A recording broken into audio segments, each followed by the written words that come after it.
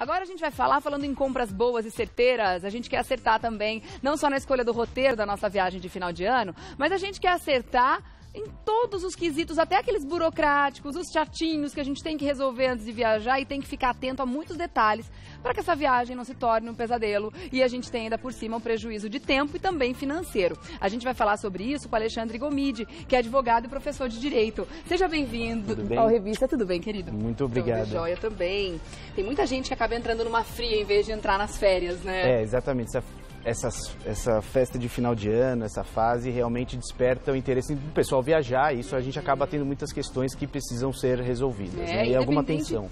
Do modelo de viagem que a gente vai fazer, seja um pacote que a gente comprou com uma agência, que já tem um modelinho pronto, ou então a pessoa está viajando mais por conta, fazendo o seu próprio roteiro, comprando as suas próprias situações ali dentro da viagem, ou independente do tipo, né, de viagem, se é de avião, se é de ônibus, se é de carro, a gente tem que ter uma lista de cuidados, né? É verdade. Antes, vamos falar para as pessoas que vão comprar pacotes de viagens. Perfeito. Que dica que você daria e quais são os cuidados que ela tem que ter? Bom, quando a gente está adquirindo um pacote de viagens, ele é interessante porque a gente está comprando a partir de um operador turístico. E, na realidade, é ele quem vai disponibilizar para a gente a aquisição da passagem aérea, da reserva de hotéis. Então, o principal cuidado é obter deste operador todas as reservas foram realizadas, seja com a passagem aérea, seja com o hotel, seja com o transfer.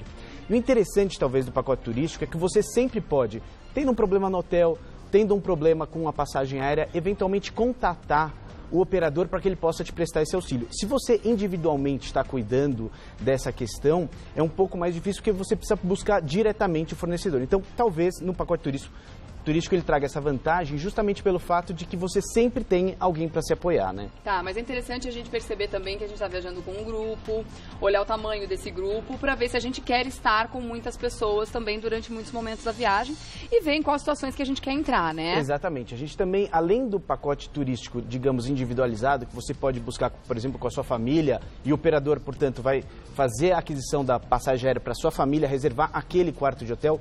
Na excursão, normalmente, você vai estar diante de um grupo.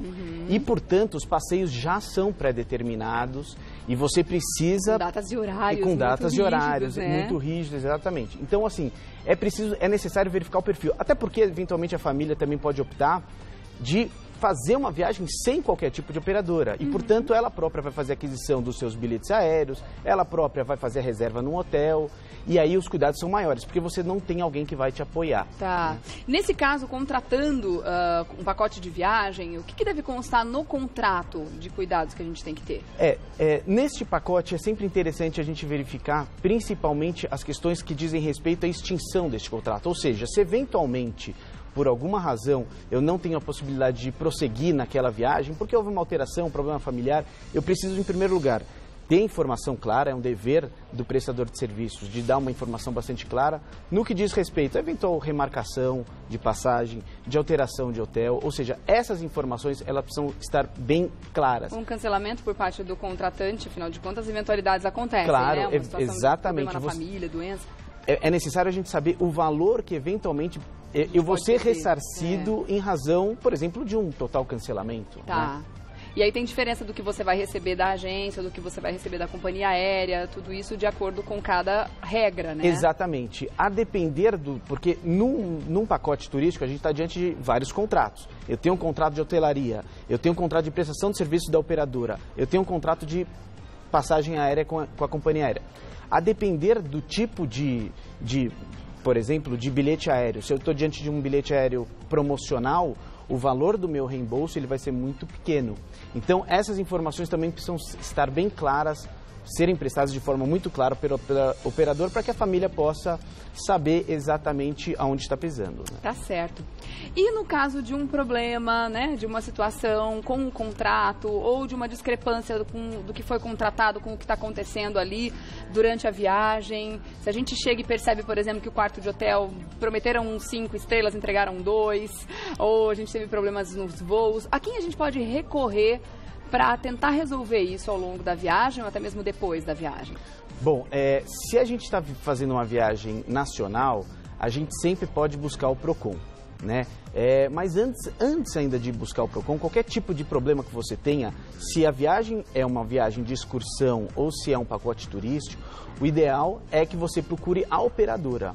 A operadora relate esses problemas para a operadora e tente fazer com que ela resolva esses problemas a você. Até porque justamente é um contrato de prestação de serviços que a empresa firma com a família. Tá.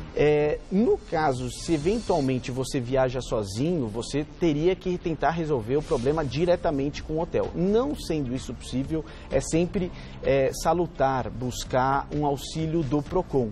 Eventualmente, a gente muitas vezes não consegue ali resolver o problema.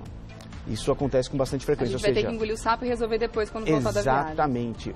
Nessas circunstâncias, quando você pura e simplesmente está com a sua família, chegou de noite num quarto de hotel, não é o hotel, mas você já não consegue substituir o quarto e, portanto, vai ter que dormir naquela noite, o ideal é tentar uma solução diretamente com hotéis, com uma compensação, eventualmente. Se isso não for possível, necessariamente é preciso ingressar com uma ação judicial. E como é que a pessoa pode fazer para ter provas disso? De repente fotografar a situação, gravar uma conversa, não sei. Que tipo de prova que a pessoa pode produzir para tentar ajudá-la depois a correr atrás dos seus direitos ao final da viagem? Ótima questão. Bom, em primeiro lugar, o que as pessoas às vezes não se atentam é que para o Código de Defesa do Consumidor, em primeiro lugar, há uma regra que estabelece a inversão do ônus de prova. Então, como regra geral, a gente não precisaria ter esse tipo de prova, mas é muito importante no processo, ainda que a prova seja da empresa, demonstrar que não foi causadora do dano, é muito importante sim o consumidor ele obter o maior tipo de prova. Então, por exemplo, vamos dizer, um problema com o extravio de bagagem. Eu posso eventualmente ter um extravio de bagagem e eu quero obter o ressarcimento dos bens que estavam ali. Como regra geral, não precisaria fazer essa prova, mas se eu conseguir fazer fotografia da bagagem aberta, por exemplo... ter uma ideia do que tinha dentro. Olha que ideia boa, nunca pensei nisso. Isso vai facilitar. Mais uma questão ainda a respeito de bagagem importante. Se eu tiver algum bem que seja num valor alto, é necessário, no momento que eu faço o despacho da bagagem, pedir para declarar isso. Ah, sim. Até porque a gente teve um julgado recente que agora estabelece um limite para indenização. E eu só consigo ultrapassar esse limite de indenização quando declaradamente quando tem um eu item declaradamente, ali de por maior exemplo, valor. eu estou transportando uma joia, alguma coisa, é importante destacar isso. Tá. Com relação ao quarto de hotel também, importante obter as fotografias da internet, né, do quarto que você vai se hospedar. E no momento que você entrar, se você perceber que a circunstância é distinta daquela que te foi apresentada, logo já começar a tirar algumas fotografias. Tá. Né? Pode fazer vídeos também. Guardar todos os tickets, né, do que a gente tem de comprovação do hotel sobre a categoria do quarto que você estava, né, para ver a discrepância do contrato. Além disso, se eventualmente você teve um problema no quarto de hotel, teve que se transferir, ou se você teve um problema com o voo e teve que buscar um táxi, teve que fazer uma refeição fora, teve que se hospedar em outro lugar, guardar todos esses comprovantes para eventualmente pedir o ressarcimento de tudo. Vamos supor, então, que a agência cancele a viagem daquele contratante, daquela família. Quais são os direitos dessas pessoas e como é que eles podem fazer para também reaver o seu dinheiro ou tentar uma nova viagem, uma nova situação? Claro. Bom, se a culpa é exclusivamente da operadora, seja em razão de overbooking, seja porque houve um cancelamento por culpa da rede hoteleira, enfim. Ainda que os problemas sejam decorrentes desses fornecedores, a operadora de serviço ela também é responsável de forma solidária. Né? Nessa hipótese, quando não há culpa do consumidor, mas a culpa é exclusiva dos fornecedores, ele deve ser reembolsado de forma imediata e no valor integral. Só que muitas vezes isso não é suficiente, porque, poxa, imagina, eu estou no final de ano, eu vou fazer uma viagem programada com a minha família. Eu, por exemplo, tenho filhos pequenos. Se eu dizer a eles que a gente vai viajar para Disney e dizer ali no dia que a gente já não vai mais... Você já imaginou? Gente, que coisa terrível isso. Quem tem criança consegue imaginar o tamanho da tragédia. Exatamente. Nessas circunstâncias também, além do dano material que a gente sofre, a gente tem um dano moral. Sem dúvida. Tem um dano moral, né? Ou seja, essas circunstâncias fáticas vão demonstrar, a partir de cada caso concreto, que eu deva ser reembolsado do valor do dano material que eu tive com todas as despesas, mas também um dano moral em razão desse descumprimento. Tá certo. Ó, lembrando que você pode e deve participar desse assunto. Se você tá aí pensando num roteiro diferente, ou você teve algum problema aí com alguma agência, ou numa viagem que você contratou, aproveite e faça sua pergunta aqui ao vivo no @Revista da Cidade, tá bom? Vamos falar um pouquinho sobre turismo de aventura? Vamos. Muita gente gosta de contratar esse tipo de pacote, né? Porque, enfim, dá acesso a lugares muitas vezes inexplorados, enfim, situação de contato com a natureza, que é sempre muito bom. Rapel, mergulho, enfim, tem muitas situações em que as pessoas podem aproveitar esse contato com a natureza agora nas férias. É interessante procurar de uma agência especializada em turismo de aventura, até por uma questão de segurança. Claro. O que você recomenda nesse caso? De fato é necessário que a empresa, em primeiro lugar, ela esteja totalmente registrada perante os órgãos públicos, estaduais e municipais, que apresente as licenças necessárias. Você pode pedir isso para a empresa que presta também esse tipo de serviço. E, de fato, a questão da segurança ela é muito relevante, sobretudo porque nesses turismos de aventura, muitas vezes, além das empresas não estarem cadastradas, elas não obtêm a segurança necessária impostas pelas normas da ABNT, por exemplo.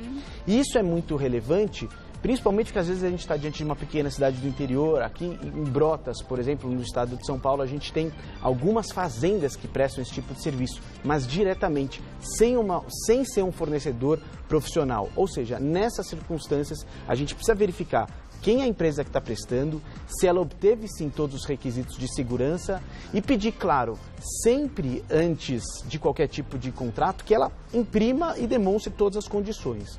Mas eu fiquei amigo lá do pessoal da recreação do hotel, não precisa, eles são legais, parece gente boa. Não caia nessa, a gente tem que ser chato nessa hora, por mais que você se sinta sendo chato, cobrando esse tipo de regulação, né? Claro. É importante, né? Eu vou te contar uma situação que passei uma vez, eu fui para a Bahia, estava com a minha família, a gente foi visitar uma cachoeira e a gente foi fazer justamente isso. Era ali um fazendeiro que ele você pagava um valor quase irrisório para você tomar banho. E a gente acabou sendo assaltado lá. Ou seja, não tinha segurança alguma. Tipo de coisa que a gente nem imagina. Que a gente nem imaginaria. A gente até, no momento ali, a gente achava que era alguma coreografia, o pessoal... Pegadinha e tal, mas a gente foi assaltado no meio de uma cachoeira, porque não tinha segurança alguma. Depois a gente foi até a polícia e descobrimos que não havia qualquer tipo de alvará de funcionamento daquela... E aquilo era uma situação recorrente? Já tinha acontecido? E aí, muita gente ali na delegacia dizendo que estava tendo problemas. Bug, por exemplo. Vejam só, o pessoal que viaja para o Nordeste, você vai pegar um bug, muitas vezes fica sem cinto de segurança, vai passar em duna, criança pequena. É necessário você verificar saber, na prefeitura se aqueles bugueiros eles têm autorização para prestar aquele tipo de serviço. Então já ir direto na empresa maior, né? Claro, exatamente. Não nos menores, né? Não nada contra, mas é que a gente fica mais calçado, mais seguro com as empresas que estão fazendo isso já há muitos anos. Vou dar naquela uma outra mesma dica localidade, ainda. né? Por exemplo, se você está diante de um hotel e há bugueiros que estão ali fazendo de forma própria e o do hotel é um pouco mais caro, é interessante você pegar o do hotel. Pagar um pouco mais caro, mas você tem o respaldo, né? Com certeza, seja porque esse bugueiro provavelmente ele possui algum tipo de autorização ali do hotel, seja também porque nessa circunstância, qualquer tipo de problema você também pode imputar responsabilidade ao hotel.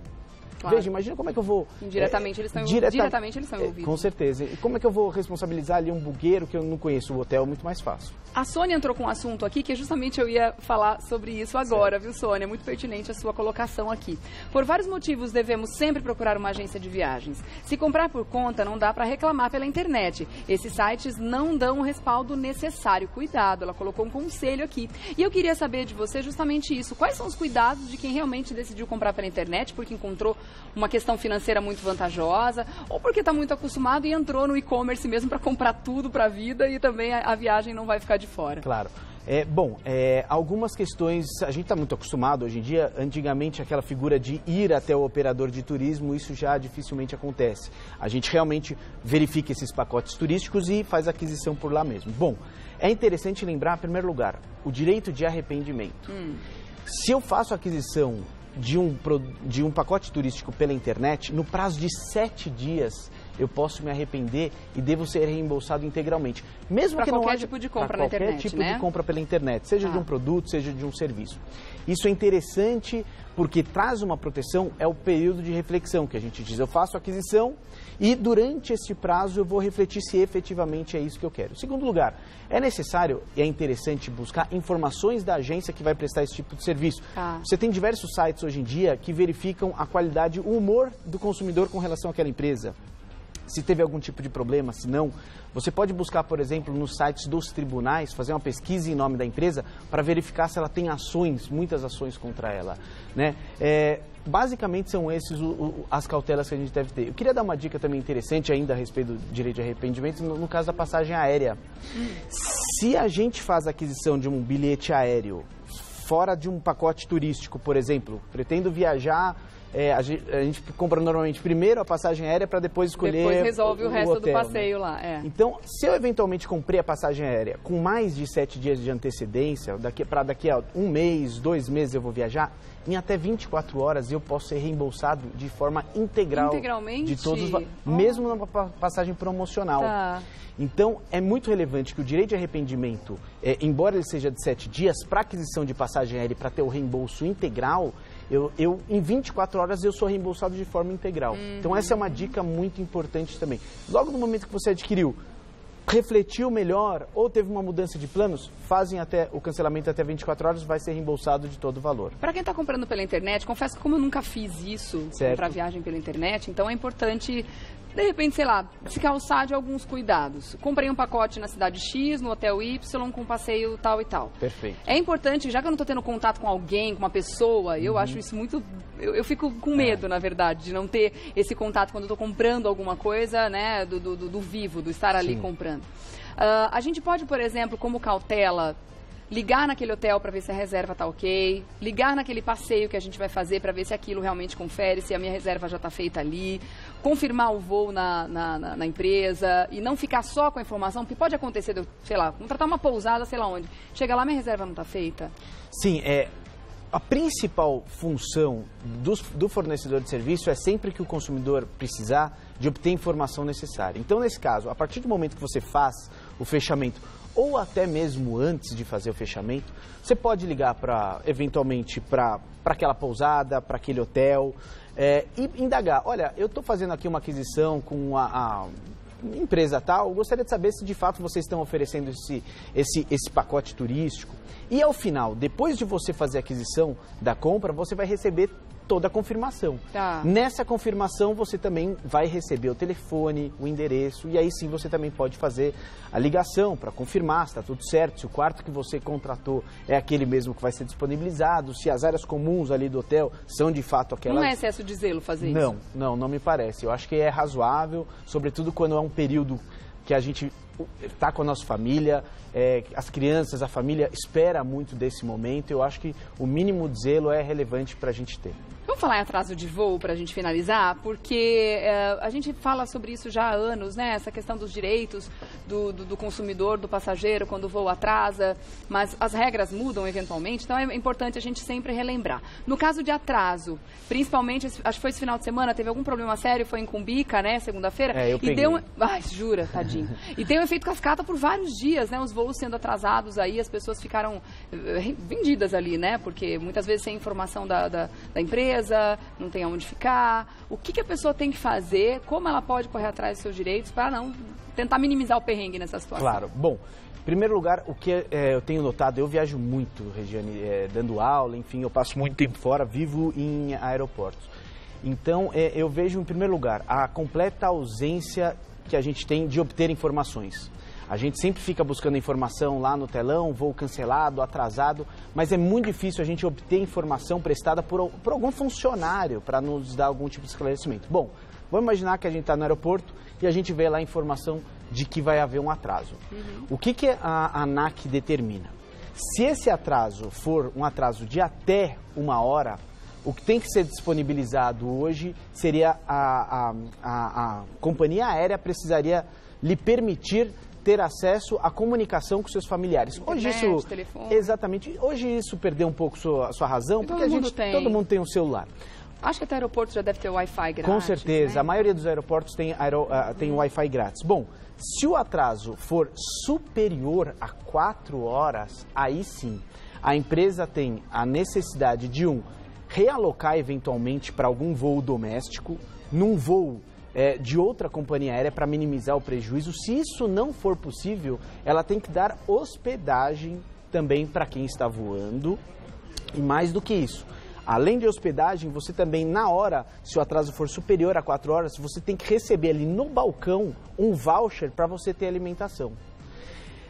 Eu já passei Isso só superior a 4 horas? Só superior a 4 horas. Você disse que o atraso de até 1 hora tem a questão da telefonia e Exatamente. Tal. E nessa janelinha de 2, 3 horas? Aí a ANAC ela não determina aqui a necessidade de você disponibilizar a alimentação. Mas a maioria das companhias, nesses casos, por bom senso, se você demonstra, por exemplo, eu já tive situações, o atraso é de 2 a 3 horas, às vezes eles já disponibilizam ali um voucher. Mas a gente tem que correr atrás desse direito lá. Tem que olhar um pouquinho o pessoal do balcão. Com certeza. O que não é razoável a gente ter um atraso, por exemplo, de 5, 6 horas durante a madrugada, você está com criança pequena, nessas circunstâncias, verificando a empresa que o atraso vai ser superior a 4 horas, ela já deve lhe comunicar e lhe transferir para uma hospedagem. Tá certo, então. Gente, esclarecimentos muito importantes. Afinal de contas, tudo que a gente quer é que a viagem seja redondinha e que a gente deixe para trás o estresse, né? Porque essas coisas estressam muito nesses contratempos. Então, quanto mais informação a gente tiver antes da viagem acontecer, quanto mais cauteloso a gente for na contratação, mais chato mesmo, pode ser chato, não tem problema não, as suas férias estão em jogo, uma vez por ano só, né? Então vamos fazer tudo direitinho para funcionar e para a gente ter ótimas férias. Quero agradecer a Alexandre Gomide, advogado e professor de Direito. Vou deixar aqui também o contato do PROCON, que é a nossa grande arma enquanto consumidor, né? Não inventaram outra ainda, então é o PROCON, vamos lá, 151 e o site procon.sp.gov.br. O site da ANAC, para eventuais reclamações, caso necessário, anac.gov.br. E elas são importantes sim, porque eu acredito que na ouvidoria, quanto mais peso tiver, maior número de reclamações, eu acredito que as empresas são mais cobradas para resolverem isso num prazo mais curto, né? Com certeza. Regiane, queria agradecer ao seu convite, desejar a todos que tenham uma ótima viagem, sem contratempos. Vou deixar só um blog que eu participo, é www.civileimobiliario.com.br. Ali a gente deixa alguns vídeos, entrevistas, também relacionados a muitas questões de direito do consumidor. Legal, sempre muito importante. Quanto mais informação a gente tem, né, melhor a gente vive o dia a dia. Obrigada, meu querido. Feliz Natal para você e pela família também. Obrigada, até.